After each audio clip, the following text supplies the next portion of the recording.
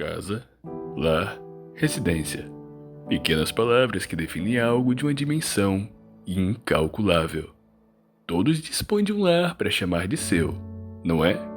Infelizmente, não. E é sobre isso que se trata este documentário. O direito à moradia. Para as pessoas de melhor condição financeira, é comum autodenominar um ou mais locais de lar. Muito porque, a partir de um certo momento, a moradia se tornou um direito fundamental. Entretanto, a realidade vivenciada por muitos é a situação de rua, habitando principalmente os grandes centros urbanos. Nós que estamos na rua tem esse direito? Isso. Como é que eles podem popular isso aí?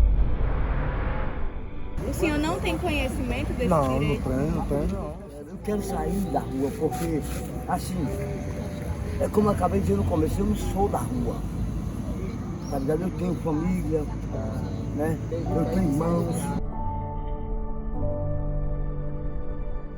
A definição do Comitê dos Direitos Econômicos, Sociais e Culturais da ONU, em 1991, foi de que a moradia não seria apenas 4 paredes com um teto para proteger as pessoas das variações climáticas, por exemplo. Mas, afinal, a qual moradia se tem direito? Por moradia, entende-se que é o local salubre, com condições mínimas à sobrevivência, como saneamento, água, tubulação para esgoto, coleta de lixo, pavimentação e luz elétrica. Além, é claro, de ser seguro e acessível aos serviços públicos básicos, tais quais escolas, postos de saúde, praças e pontos de ônibus ou de outros transportes coletivos. Transcendendo o conceito de lar, casa, residência, quando se fala de direito à moradia, esse sim é o conceito ideal. Para se contextualizar, vamos começar a entender esse direito sob uma perspectiva global. Desde meados do século XX, em 1948, o direito à moradia passou a ser considerado fundamental pela Declaração Universal dos Direitos Humanos, que deu estopim para o começo da Organização das Nações Unidas. Portanto, desde essa época, o direito à moradia é considerado universal, isto é, todas as pessoas devem ter acesso entre os países integrantes da ONU. O Brasil, como membro desta organização, concorda com o que expressa a declaração. Toda pessoa tem direito a um padrão de vida capaz de assegurar a si e a sua família saúde e bem-estar, inclusive alimentação, vestuário, habitação, cuidados médicos e os serviços sociais indispensáveis. Isso porque os tratados e acordos internacionais assinados pelo Estado brasileiro têm força de lei, efetivando obrigatoriamente o seu cumprimento em todo o território soberano da República Federativa do Brasil. Essas assinaturas já colocam o país a favor do direito à moradia. Logo, é um direito estendido a quem viver no seu território. Existem leis nacionais que surgiram com a promulgação da Constituição Cidadã. O direito à moradia passou a ser efetivamente constitucional apenas no ano de 2000, quando a Emenda Constitucional número 26 foi incorporada à Constituição vigente. A lei diz o seguinte: são direitos sociais a educação, a saúde, o trabalho, a moradia, o lazer, a segurança, a previdência social, a proteção à maternidade e à infância e a assistência aos desamparados. Uma das razões para a inclusão do direito à moradia na Constituição é a associação direta dele com o princípio da dignidade da pessoa humana, que visa o valor inerente da moralidade, espiritualidade e honra de todo ser humano. Esse princípio é um dos mais importantes dentro das nossas leis, assim como no mundo inteiro, e serve como reflexão para várias questões, como o quão necessário é ter o direito de uma casa, um lar com requisitos básicos à sobrevivência para que se viva com dignidade. Ao relacionar a necessidade de uma moradia com a aquisição de uma vida digna, entende-se o direito à moradia como um direito social, que vai além do individual e por isso é relevante para toda a sociedade. Sérgio Eduardo Alves da Silva, Qual é a sua idade? 47. Você nasceu por aqui mesmo? Em Natal? É, foi. Qual Eu é ia na a, maternidade. Muito bem. Não, mas se ele tá aqui, aqui, né? qual é a sua rotina aqui? Rapaz, resumindo, às vezes, de manhã logo cedo vou lá pro barriga cheia, que ele tem, café da manhã, não. Eu digo agora, tem café da manhã pra galera, aí depois só procuro fazer o que fazer, se tiver, vai arrumar um trocadinho. E quanto tempo o senhor tá aqui? Na rua, 35 anos. Mas não na rua, não todos esses anos na rua não, mas tem. Desde que eu saí de casa, com 12 anos até agora, eu tenho 35 anos. Sérgio, se não for muito incômodo, você pode contar o que levou você a ingressar aqui na rua, o senhor começar a morar aqui? Era isso aí que eu tava te falando. É porque, como o meu nome tem Alves, não é querendo aparecer agora não, porque eu acho que uma criança, quando pensa em fazer algo de bom para os outros, não é com maldade não. É que eu quando era pequeno assim, uma das coisas, eu via que ninguém respeitava as crianças, entendeu? Se alguém da sua família fosse para uma praia, não podia estar sossegado com um reloginho velho, nesse tempo não tinha nem celular, que eles roubavam, não respeitavam ninguém, entendeu? E daí eu pensei também em fazer as coisas para os outros, mas aquilo era só uma fantasia na minha cabeça. O modo como eu era tratado pela minha madrasta. Aí fez tudo isso? Não, fez você. aí, pra você ter ideia, todo mundo tinha um tênis para ir pro colégio. Meu tênis era tênis e chinela. Não que meu pai fosse miserável, porque ele não ia sair de casa às 7 horas da manhã para ir fazer um drive desse, para não cuidar de mim, entendeu? Mas só que dependia dela. Ela era que então, quer dizer, acho que para ela era bom, né? Ver todo mundo arrumado numa sala de aula e eu não. Aí aquilo eu fiz certas coisas. Aí eu fui matutando.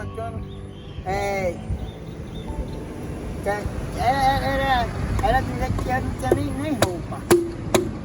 Aí eu comecei a olhar carro com 6 anos de idade. Aí quando eu pequenininho mesmo, não sei se era 6, eu vim bater aqui na prefeitura, nesse tempo era Marcos Formiga, prefeito. Falei com ele para calçar lá o beco lá de casa, onde eu morava, que é ali na Sagrada Família, não, perto da igreja Sagrada Família, na Roca. Aí eu cheguei em casa, assim, que tava abafando, mas levei foi uma pizza dela.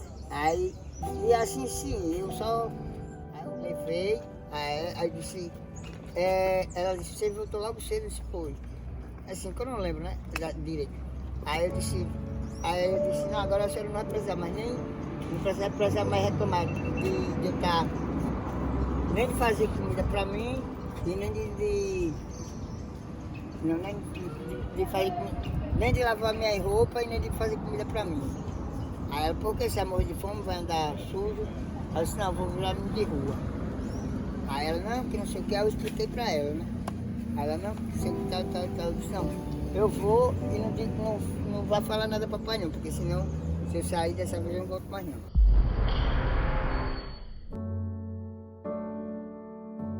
A lei que foi incorporada à Constituição é clara. O Estado deve garantir esse direito. Seu artigo 23 já considerava garantir a moradia como dever da União, dos Estados e dos municípios. O mesmo artigo conceitua promoção e implementação de programas para construções de moradias e a melhoria das condições habitacionais e de saneamento básico, bem como o combate às causas da pobreza, o combate aos fatores de marginalização, promovendo a integração social dos setores desfavorecidos. O cara que tem fome, sabe o quê? É tão bom comer feijão com arroz. É de atribuição do governo federal a elaboração de políticas públicas, mas a lei afirma que essa deve ser uma tarefa dividida entre todos os entes federativos. Essas políticas públicas podem ser vastas, desde a criação de programas nacionais para habitação, ações voltadas ao resgate de moradores de rua, a erradicação das favelas e de habitações em áreas de risco. Um programa social muito conhecido foi constituído na esfera federal e se chamava Minha Casa Minha Vida, hoje Casa Verde e Amarela. Há diversas modalidades no programa, dependendo da condição socioeconômica das pessoas que necessitam de um lar. Existe a possibilidade de parcelamento do custo da moradia em vários meses, de divisão do valor da casa, o Estado paga uma parte e a pessoa paga a outra, proporcionalmente à sua condição financeira, ou até mesmo a isenção total de custos, entre outros.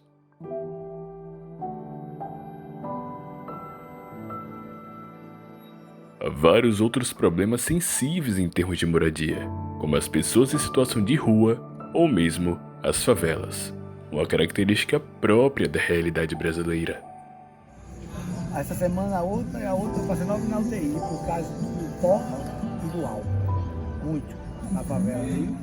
Cada uma das pessoas nessas situações tem seus motivos, mas elas partem da raiz que o Estado brasileiro não tem sido capaz de garantir moradia a todas as pessoas. O senhor usa o quê? Toda droga, pó, pedra, e maconha e cachaça.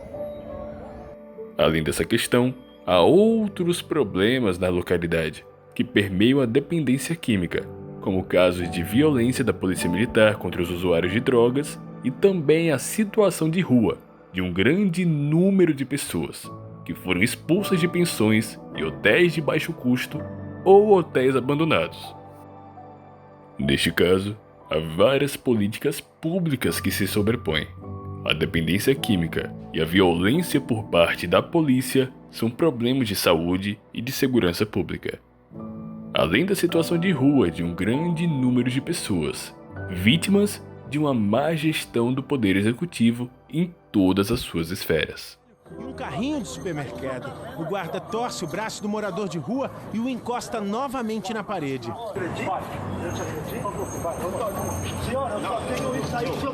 Enquanto isso, funcionários da prefeitura levam o carrinho com tudo que o homem tem. Eles estão trabalhando na operação da prefeitura batizada de reorganização do espaço urbano.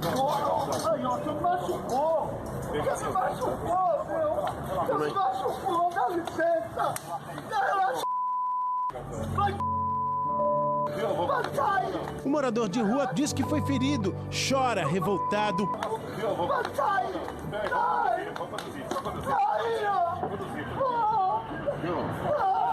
Quem está em volta tenta ajudar o homem. Moço, o que ele fez? Moço, o que ele fez? O crime dele foi ter um carrinho de supermercado. Meu, não faz isso com ele. Não leva meu bagulho, não. Não leva meus bagulho não, caramba. Não faz isso não, eu não tenho nada. Se fosse eu que tivesse feito isso com ele, uma hora dessa eu estaria preso, atrás de uma carceragem. Esses problemas se interrelacionam. A questão das drogas agrava a violência.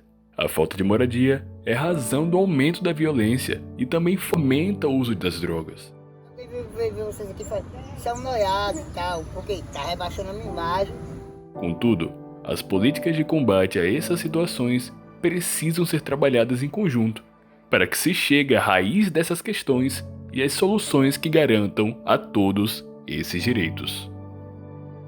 Na última pesquisa internacional, feita sobre pessoas em situações de rua pela Organização das Nações Unidas em 2005, demonstrou que mais de 100 milhões de pessoas no mundo não têm um lar. Das quase 7 bilhões de pessoas no mundo, 1,6 bilhão não tem uma moradia adequada. No Brasil, não há tantos números computados sobre. O último foi apurado pelo Ministério do Desenvolvimento Social e Combate à Fome em 2008, em 71 cidades brasileiras, no qual o número de pessoas sem moradia chegava a mais de 30 mil. Mas é um número bastante relativo, considerando que há mais de 5 mil municípios no Brasil. Em 2013, Eram mais de 5.000 pessoas em situação de rua no Rio de Janeiro e por volta de 15.000 em São Paulo. Na Cidade Maravilhosa, em 3 anos, o aumento foi de 150%. 14,2 mil pessoas não têm moradia. Há, portanto, um grande desafio dos governos em todo o país de conseguir garantir o direito à moradia a milhares de pessoas no território brasileiro e também de proteger o bem jurídico imprescindível, a vida, mas não apenas a vida com condições dignas à pessoa humana. Só sabe na pele quem vive. E só vive os fortes, os fracos morrem. Porque na rua não é para todo mundo não. Você é humilhado, você é massacrado. A sociedade passa por você e pensa que você é um lixo, mas não é verdade. Quero uma ajuda. Me internar no... O senhor não tem conhecimento desse direito? Não tenho.